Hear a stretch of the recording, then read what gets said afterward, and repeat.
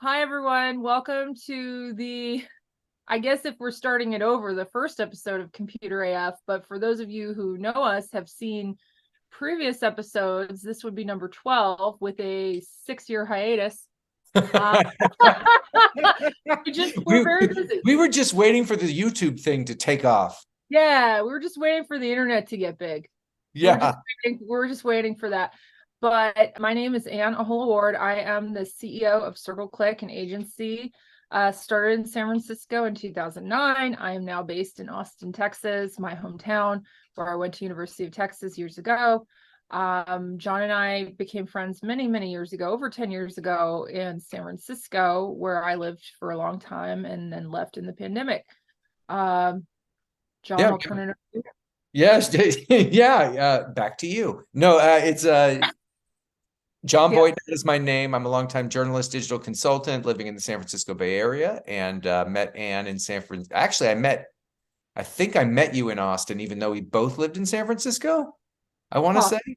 Because I think I met you at a South by Southwest, and I think we both lived in San Francisco at the time, and we were both there for South by Southwest. You just happened to have already been from Austin and have bought a house there and went to college there and met your husband there. And I think you met Val in Austin, right?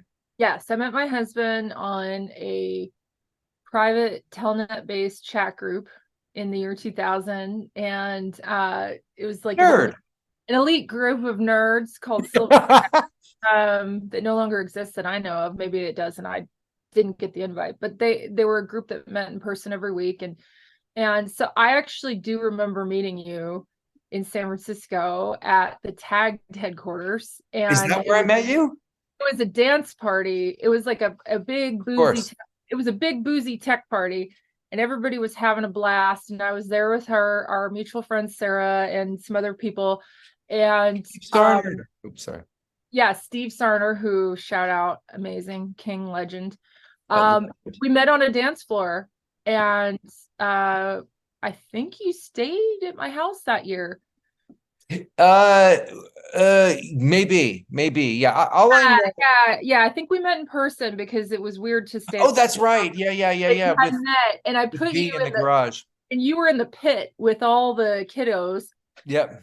And the first thing I remember about you staying with me, which I still to this day find legendary, is that you had allergies, because everyone does in Austin, Yeah. and you used baby wipes for your nose, and I thought that was so clever. I was like, Why, wow, thank you. Yeah. he knows how to pamper himself. Well, it just, yeah, definitely. I mean, the baby wipes are ultra soft.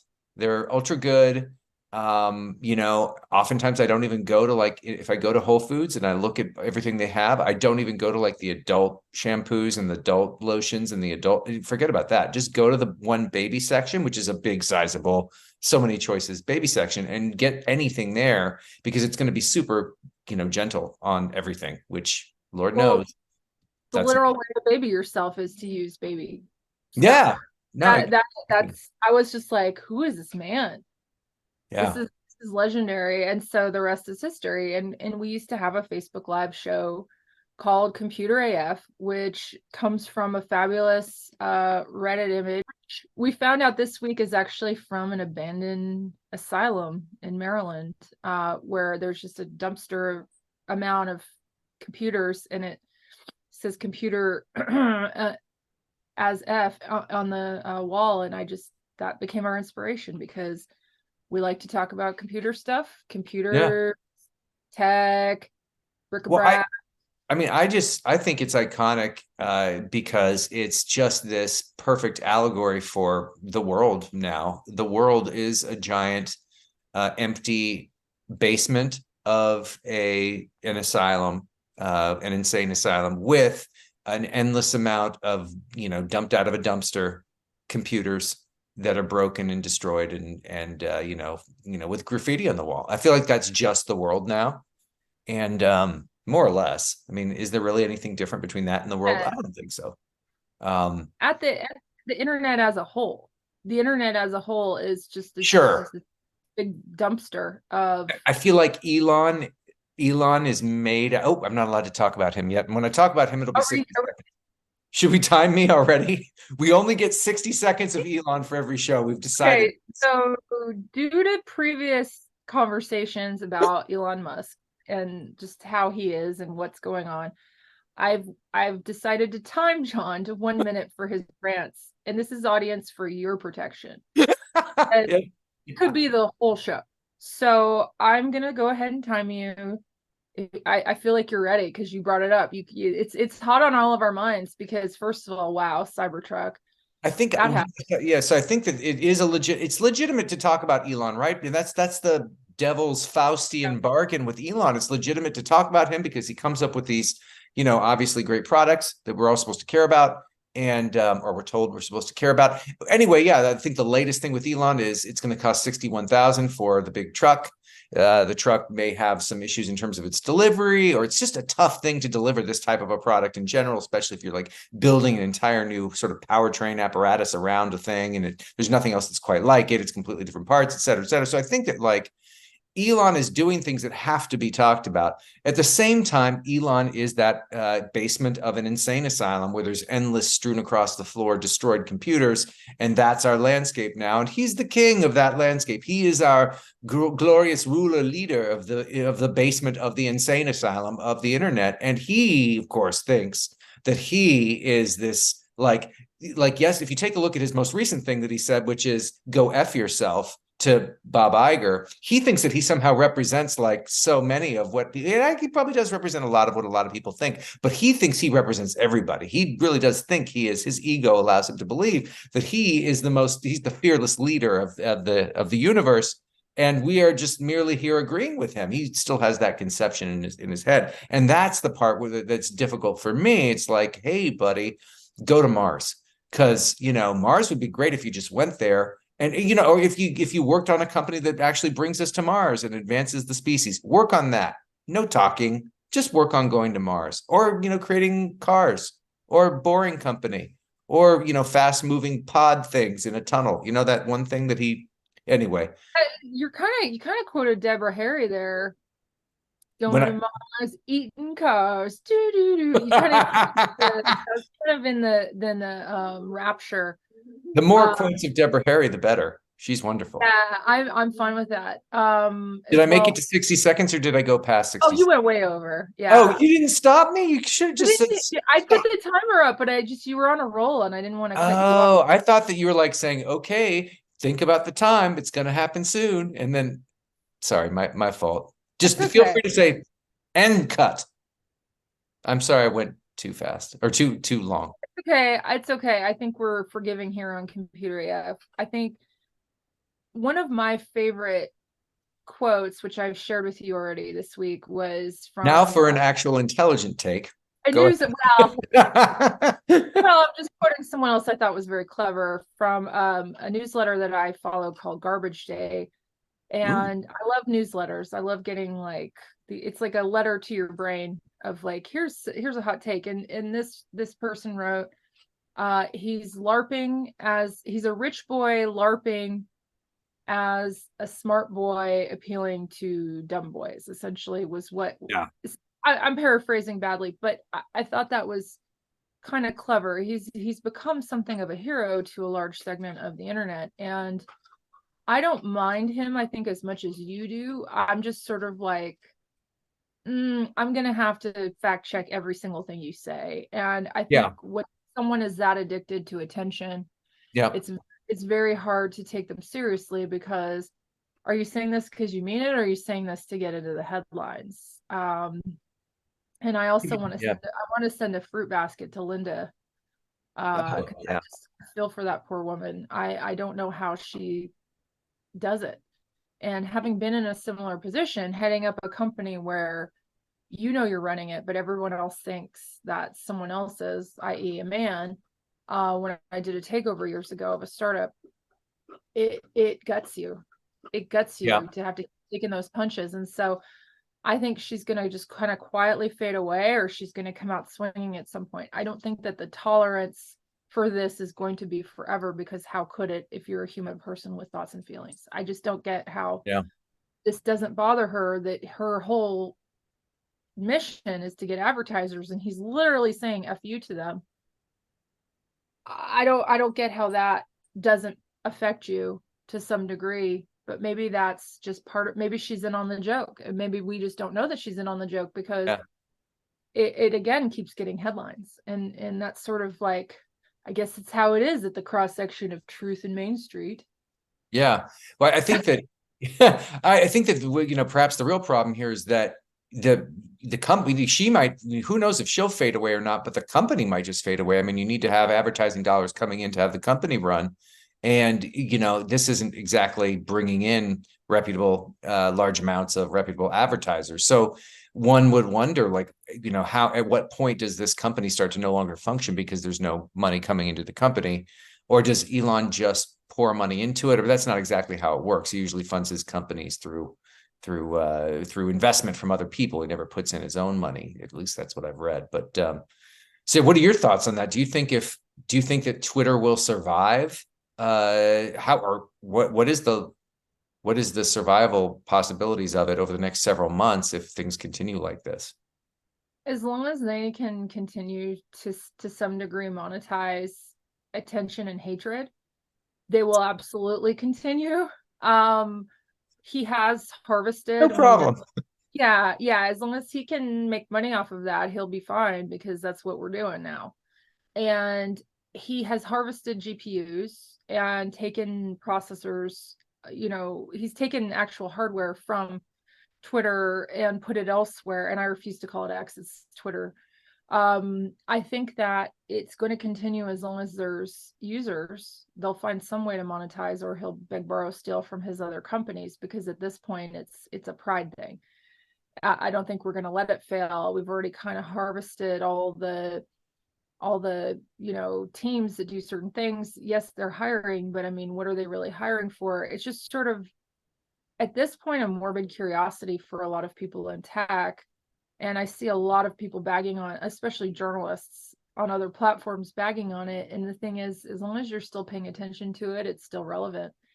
And they're going to be able to monetize that to some degree, because there are brands that will pay for that, just not the more friendly ones. And so, for example, Disney, I saw an article last night saying that Disney, there were calls to cancel Disney Plus subscriptions because Disney moved off of X or Twitter. I just said I wouldn't say it, and I said it.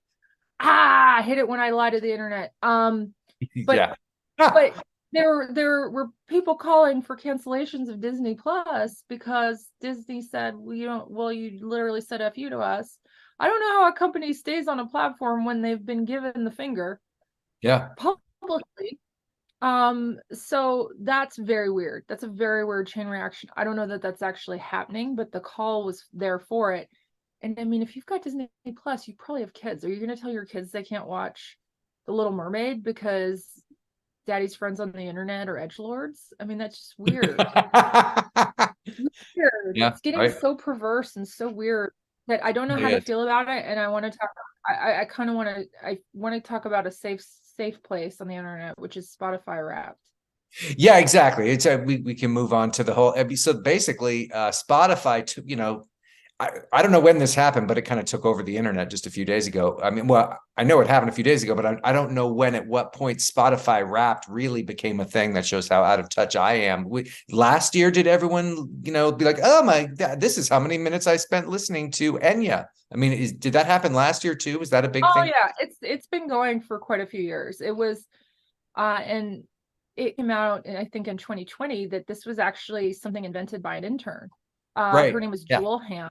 Yeah, and she never really properly got credited for it. I think she ended up tweeting like, hey, by the way, I did this. It was like a thought piece from an intern, who seems like a really cool lady, actually, if you follow her stuff. But she came up with it just as a dream project, and it's become such a huge thing for them. And I love always the reaction, because I share mine instantly with my brother, because we're both very musical. We're constantly making playlists together or sharing playlists. Yeah. I was in And a group chat with everybody. yeah, and Lyrics. so it's fun for the people that you care about, but what's always fun is the bagging on people for sharing it later because they don't participate. It's just so fun to watch people hating on especially the Apple Music people, because their wrap up apparently is a lot weaker. But I personally enjoy it And because YouTube had one too. YouTube sent me one yesterday. God, talk about jumping on the bandwagon. yeah, I don't know how that one panned out. I saw a article about it in The Verge, and I'm not enough of a YouTube person that I got one that was substantive, but I do think it's fun to see your data aggregated in such a pleasant way. It's Yeah. like, ooh, this is who I am. But the thing that was a real treat for me was the city, showing you what city your tastes correspond to. I got Asheville. Oh, that's right. I saw that. I didn't What was stick your to city? every. I missed that part. I remember. There was San Luis Obispo was some of the more modern, newer artists, and then like some of the country artists were more like back east and like in the South, that kind of thing. And I remember seeing that, but I didn't stick through all of the slides of the very long rap to see that particular the geographic. I missed that one. Oh, I would go back for that because that was a new twist on it that a lot of people enjoyed. I definitely, if you don't care about someone's Spotify Wrapped, then maybe that person's just not your friend. But Yeah. I find it interesting what people are spending so much time to. And Oh there yeah. was actually a member of my team who shared theirs and will remain nameless, but they shared theirs, and I was like, do you need help? Like, I honestly thought they might need counseling because like it just is such a neat window into someone's, like, how many times they've listened to certain songs, and it's obviously their pump up jam. And so it just gives you a different appearance of or a different feeling of how someone's, like, what they're truly thinking and feeling, right? Because Yeah. in some ways music is like your diary. you know Totally. Great way it's to it's put it. very intimate, and mine is very classically always going to have Bowie in it. Yep. um and I have to tell everybody who does not care and is watching that I am in the top 0.5% of Bowie listeners. Something to be proud of. Again, You know, I can't help it. I can't help it. It's what gets me going. It's like my when I'm really happy, really sad music, when I want to write, when I want to yeah. feel creative inspired, I always go to Bowie. And so um maybe this year I'll get up the nerve to finally listen to his final album. I actually never have. I've never listened to Black Wow. Star because I some level I always wanted to have something I hadn't heard from him. That's Got like it. that's how like weird and emo I am about it. But I think, No, you know, that's it was fun seeing the internet process all this information this week, and how nasty some people were about it. totally. I mean, in my group of people, like I had two Gen Zers, and one of them like was like Bad Bunny this and Migos that, and it's tough. I'm old. We got here. I know later on when we get to the nonsense section of the show, if we're not in Oh, it really? We haven't gotten there yet? Yeah, Okay. right. Exactly. But like, it's funny because one of them is like a 25-year-old guy who's like almost I think that he's on the borderline of Gen Z, and Alice Cooper was his number one because there was which is shocking, absolutely shocking. But he's a Latino guy, and one thing that people don't know about Latinos is that they are very much into hard rock music. They're very much into Metallica. They're very much into, older metal type music. It's one of the biggest genres in Mexico. And so his uncle introduced him to Alice Cooper, and then Alice Cooper had a song in the Guardians of the Galaxy movie. So he ended up with Alice Cooper really high on his list. Number one, he was like, top 2.5% of all Alice Cooper listeners. And he's this 25-year-old Gen Zer who is a Latino kid and, listens to Migos and Bad Bunny and these other. So it's just interesting to hear and see the wide variety there. Kind of shocked me. I myself had a bunch in there. I had who's the Led Zeppelin band that's really popular? They're somewhat popular. They're sort of like this Led Zeppelin clone, but they're not.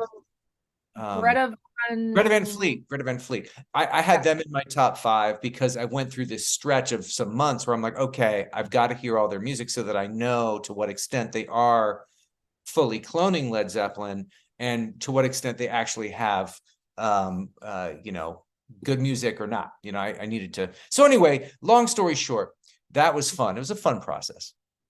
But yeah. Sure. Yeah, I love it. I think it's a fun thing. I think if you don't love someone else's Spotify rap, that maybe find some joy in your own life, because care about someone, Totally. you should find it interesting. And if you don't, then maybe you're just not a music person. Go back to your podcast. It's fine. Yeah, exactly.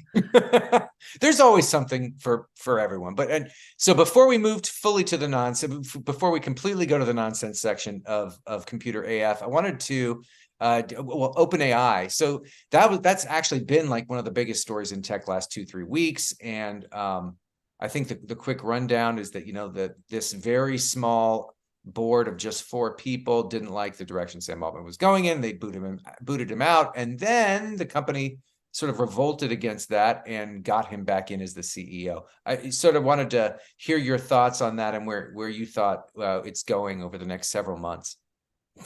Well, I definitely, happy anniversary, OpenAI. It's actually a year now. It's actually 1 year now. Yeah. So what a birthday present, right? To have a grand ousting. I mean, it was the hot story for sure. I think that I didn't like the insinuations that the board put out, the press hit job they tried to do on him. They basically tried to insinuate he was withholding information.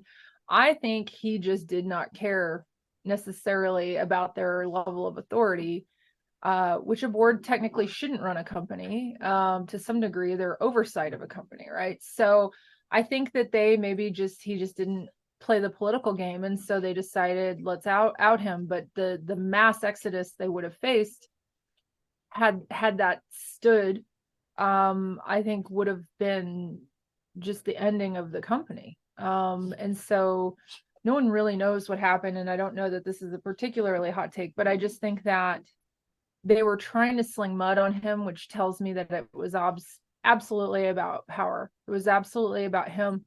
I mean, he doesn't care. He's picking up $43 million islands for fun. He doesn't have to have this job. And so if they were looking for subservience, they weren't going to find it in him. And what they needed to do is put aside their feelings and their egos. And clearly now they're going to have to, because everything's been switched up. And maybe that's not actually a bad thing, because if this was the dynamic, that's not one conducive to growth. I feel like we should move on to something, I would say it's in the nonsense section, but then again, is it really? Because it's sort of like the thing that we're dealing with. It's just the passage of time. We're dealing with, Time is how nonsense.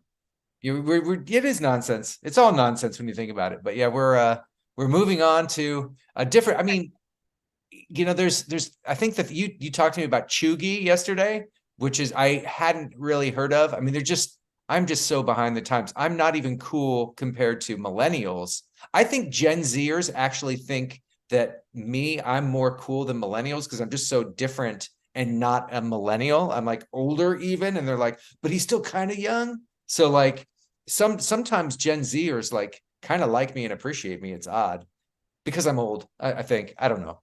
Well, you are slightly older than me, and I am not Gen X. I am an Xennial, which means I am sitting in the middle of millennials and Gen X, because I had an analog childhood and a digital young adulthood. Like, I had Ethernet in my dorm, I had a computer in my room. So that is not Gen X. And there's like a 4 or 5 year gap in between the two. And so I find it fascinating because I can identify with both. And I've even called myself an elder millennial, which I was called out on immediately. Uh, but I It's not understand. maturity wise. Yeah. Sorry. Well, the internet was a part of my life, younger than it was for Gen X. So I Yeah. think that it's fun to follow internet trends, and that's something we're going to be doing on this show, is looking at what's happening on the internet. And so some things we're going to be late to and some things we'll be early to. But one thing I was particularly taken with recently was, what's your beige flag? And I was asking John this the other day, like, what is your beige flag? I know my husband's is, if you open any kind of bag like a cat food bag or like snacks, that tab has to come all the way off. Like it has to come all the way off, or he will like get up from the couch and just take it off. Like I like to leave it half off so that it stays on the bag. That's just some OCD s there. That's just some Yeah, OCD. but That's all that is. his beige flag is like not taking the whole tab off of the top of a bag. It's like very weird. And Yeah. I've seen him like get up from a seated position to just to do it. And it's like he's not a meticulous person in any other way. So I just find it hilarious. But I like to leave it half on so that you throw it all out together, because otherwise you're It uses the fire alarm to tell him whether or not it's time to turn over the sandwich that he's grilled cheese. Yeah, this is why he's not allowed to use the stove when I'm gone. But it's I think beige flags are a fun thing because it's like, Oh yeah. yeah, I'm noticing it, but it's not a reason smart. to stop dating you. I'm not going to stop dating you for this, but know that I'm going to call you out for it. I just think it's one of the more lovable internet trends we've seen. And Point of something consideration. It's something to consider. I think that, that it's really smart. Gen Z seems to be a little bit more of a neurotic, introverted generation, but with that comes a lot of intelligence, and these are people who've been coding since they were in the womb. So, therefore you get some intelligent things that pop out of their collective psyche. they the lucid coding. Oh my God, the lucid coding. Wait, so what's the story with that? Yeah, so there's a lucid dreaming startup that has announced that their engineers can write code in their sleep. And this is some like black magic stuff. Like this is like witchcraft to me. And I have no idea how this works, but the fact is that we spend about a third of our lives asleep. So would it not make sense that I don't want to add work though to my dreams. I already dream about work. I don't want to do actual work and like wake up and have reports weirdly done. But apparently this is like a venture-backed startup called Prophetic. I don't think that they have this yet. Maybe they do, but they're just sort of announcing it ahead to get the headline. The product is called Halo. And I guess the idea is that they're going to, during your lucid dream states, get you to do this, which again, I don't see mine as being very productive. It's just a lot of like me rehashing whatever I watched before I went to sleep.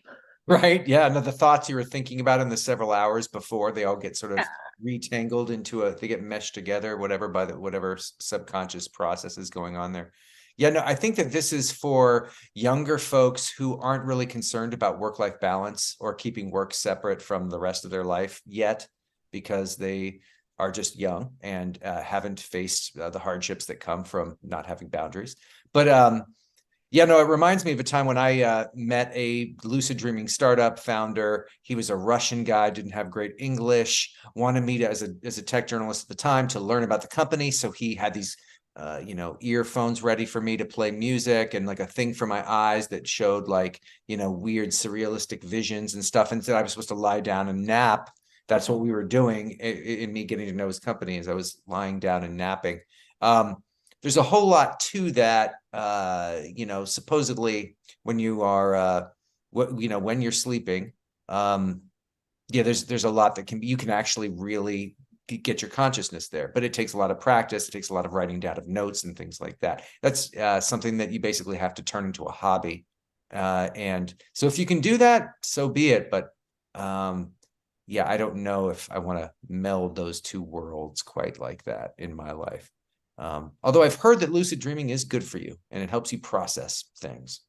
So well, the founder of this startup developed the N1 Neuralink device for just taking it back to our buddy Elon. 6 degrees of Elon, basically. It's like Kevin Bacon, only Elon is the Kevin Bacon of the internet, essentially. Sorry. Yeah, but not in like a lovable footloose way. More of like a maleficent like sort of evil overlord kind of way.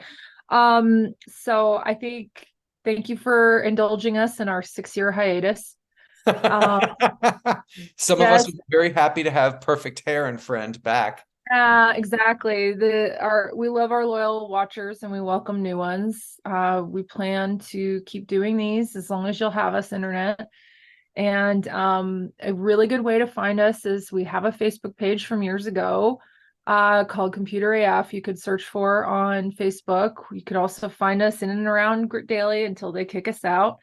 Uh, Hey, they've already found a sponsor for us potentially, so we're Awesome. Yeah, well, we've both got columns on Grid Daily, and we very much appreciate our hosts and them indulging us in our internet whimsies. oh, John, internet. Yeah, I mean, so yeah, there's Jordan who runs Grit Daily, much thanks to him, and then of course there's Spencer, without whom, the actual mechanics of the whole thing could never even happen. And if you're going to be at South by Southwest in just a couple months, you'll be able to meet Spencer there. Go to the Grit Daily House. Hopefully, we'll all be there talking about various subjects such as these. And yeah, it's really lovely to be back doing Computer AF and do internet whimsy. thank you so much, everybody, for indulging us in this self-indulgence of Computer AF, and we hope to see you again very soon. Thanks, everyone. See ya.